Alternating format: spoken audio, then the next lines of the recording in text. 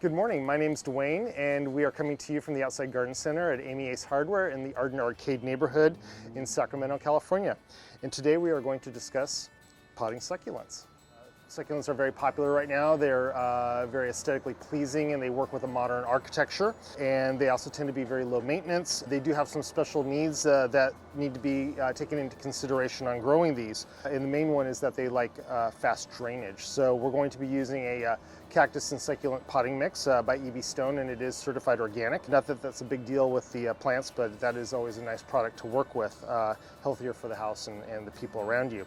So in the arrangement today, we're going to be featuring this beautiful Euphorbia, also known as a Crown of Thorns, and we're going to be featuring some beautiful succulents to go along with that in this arrangement. And we're going to do it in this pot. I chose this pot because it's about the right size for this arrangement, and I also think that the color of the pot is going to be a nice choice with the foliage of these plants. So we're going to do a couple of things to get ready to pot in this. One is I'm going to choose a side that I would like to be the front facing side, as you can see, and so this will be our front. And then we also have the drain hole in the bottom, and what we're going to do for that is we're going to cut a piece of some fiberglass window screen to cover over that hole to prevent the soil from leaking out. So we have a piece of the window screen that's going to go in here and just sit right there, and then we'll start putting in some of our potting soil. So any of you that have had potted plants for a long time knows that the soil does tend to lose its volume over time, and that's mainly due to microbes working on the organic material in that soil.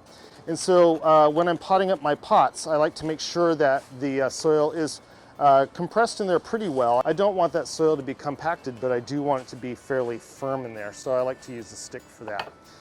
Any of the tools in my gloves today I did pre-sanitize so that I'm not introducing any diseases into this arrangement.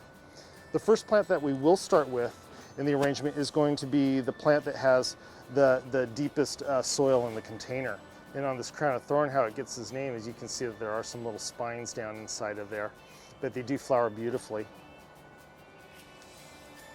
And we're almost up to the level that I want to be at for our soil.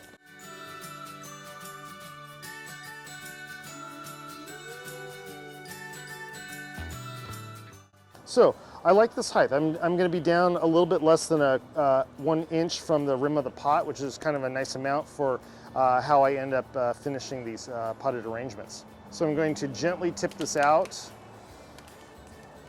of the container. And this one isn't, there are some surface roots on this one, so I don't need to do any root pruning on it because it's not, I don't have any wraparound roots or anything like that.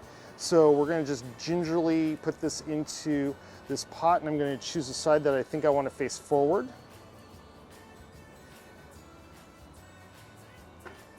Which is going to be like that. I also think I do want to raise it up just a touch more.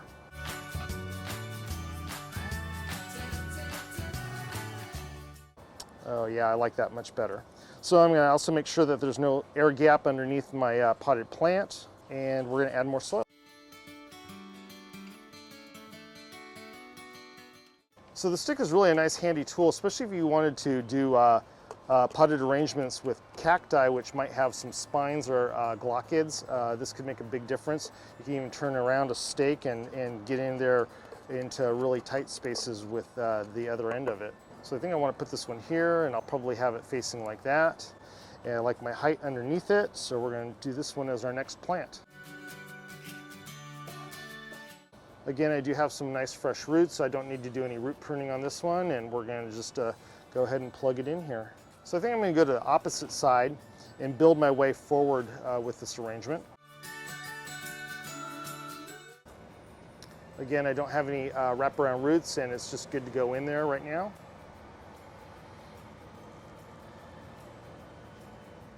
And we'll move on to the next plant.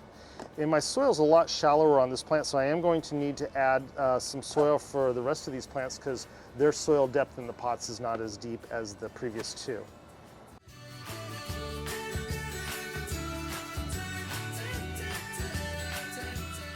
Do a little test and see if we're deep enough yet. And it's sitting in there a little too low, so we're going to add some more soil.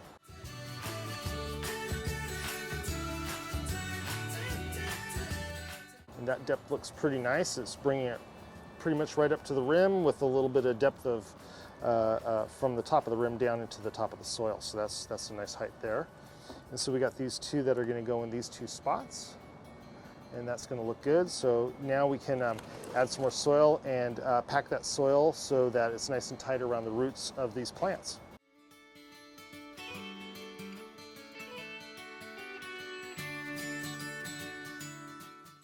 I do just tend to take my time on this part for a couple reasons. One is I want the end product to have a nice look of quality for a long time, because I just enjoy my potted plants very much so. That's a nice height. I need to add some more soil.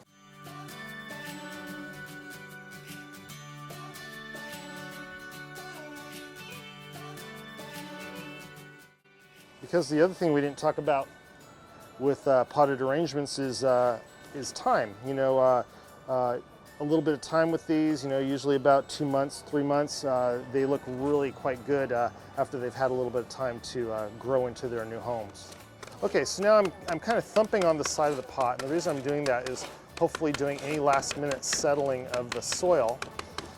And then I can also test around the rim and give it a little push to make sure that there's no soft spots or gaps that haven't been filled in, and if so, I can just follow it up with a little more potting soil. So now that I've finished putting my potting soil into the pot and making sure that it's compressed down properly, I like to do one more last step on this before I water it to give it a nice finished look. I like to use gravel on top of my pots to dress them out a little bit so that I'm not with bare dirt. The other advantage with that is that it does keep it cleaner, and it keeps some of that organic material from floating off all the time when you water your pots. So I prepped this gravel earlier by washing it and getting rid of the fines that were in it. And now I'm going to just start putting it in and filling in.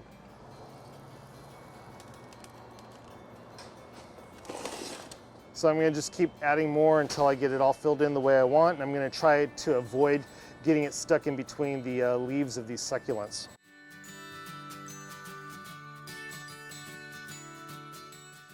And there are so many beautiful gravels that you can choose from. I do normally like a brown tone as well, but I thought that this beachy style color would be a good choice. Okay, so I'm happy with this. I think the next advantage is going to be time. The leaves will recover a little bit, it'll look fuller, it'll start to cascade over this pot. I'm not going to water it today. I will be watering it either tomorrow or the following day. I don't like to water them because the roots do get a little bit of damage to them during this process, and by watering them right away, you could promote a root fungal issue, and it would damage all that work that you just put into it. So I'm gonna say this one's finished and just give it a little time. I hope you enjoyed your time with me today in learning how to pot up succulents. Thank you very much.